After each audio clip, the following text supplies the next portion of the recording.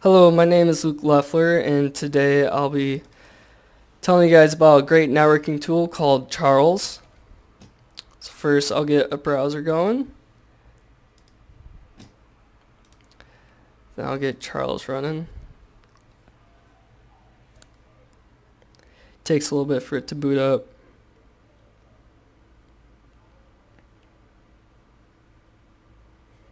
So first of all, when you install Charles, in order for it to decrypt your HTTPS messages, you're going to need to install its certificates. So we're going to go to the Help tab, go down here to SSL proxying, install Charles root certificate.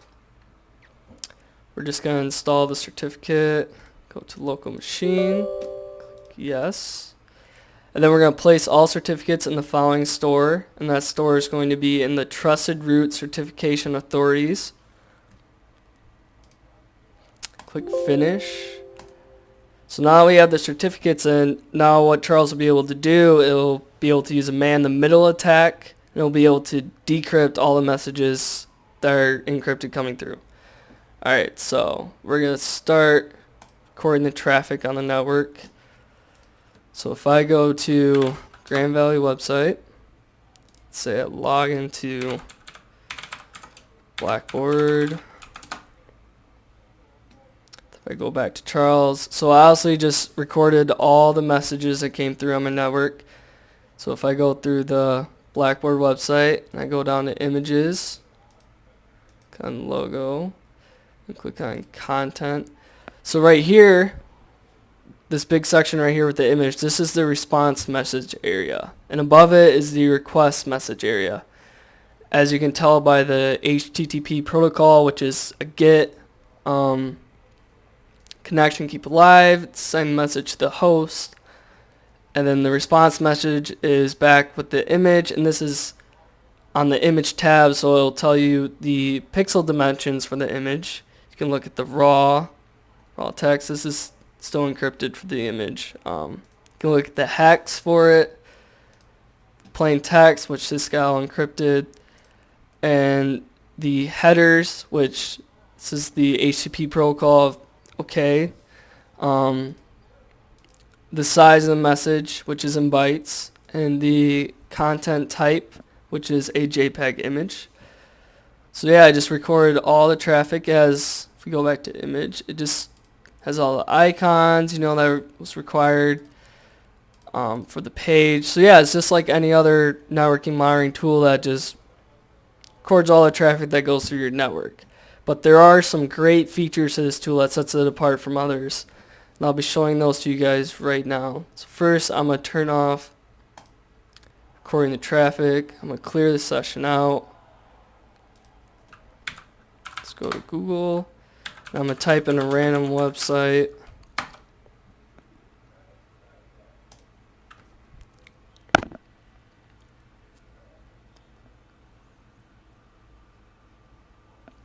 Alright, so let's say I want to modify this web page so that it has absolutely no CSS styling to it, essentially. It's just pretty much all just HTML body structure.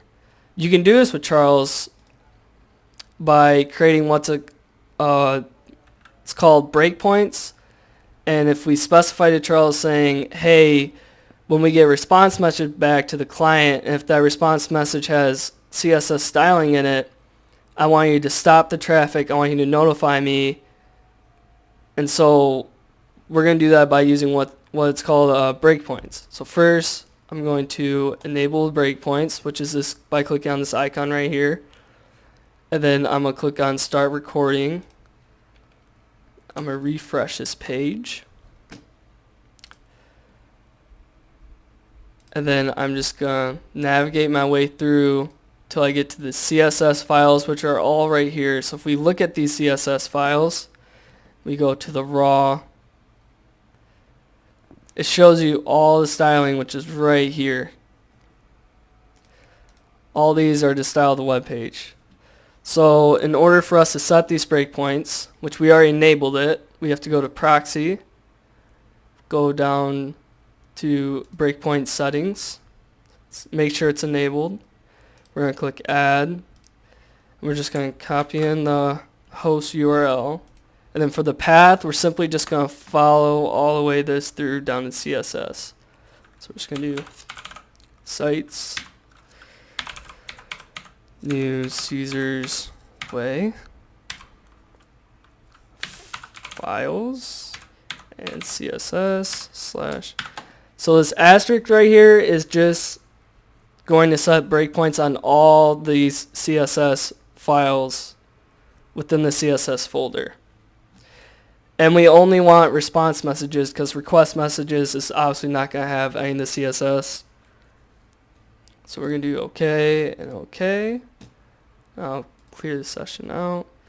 So now if I refresh the web page, Charles is going to notify me saying, hey, you set this breakpoint with the CSS.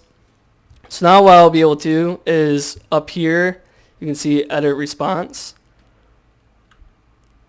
Click on it, click on raw, and then we're just going to highlight all the styling rules and just delete them all. Then after you delete them, you just click execute. So we're going to do this for all of them. Delete it, execute. Delete that, execute.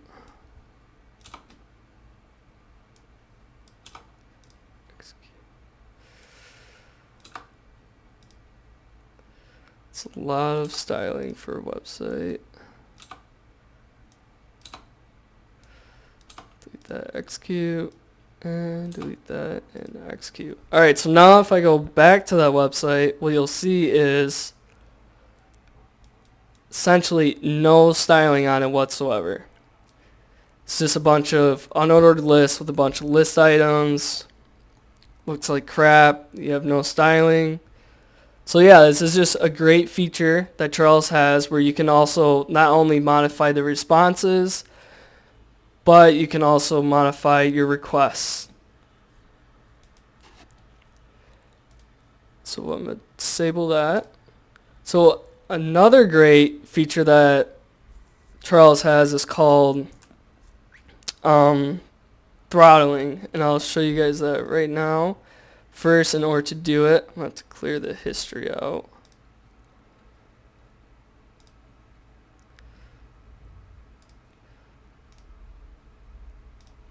Alright, so what this does, you have to click on this icon first. Go down to throttle settings from proxy. So we can simulate what it's like for someone who has, let's say, like a modem where they only have 56 kilobits per second connection speed. So if I click that and I click OK, let's say I type in GVSU, Grand Valley's website again. So right now it's simulating what it's like having the 56 kilobit per second connection speed. So as you can see, it's taking forever for the Grand Valley State website to download.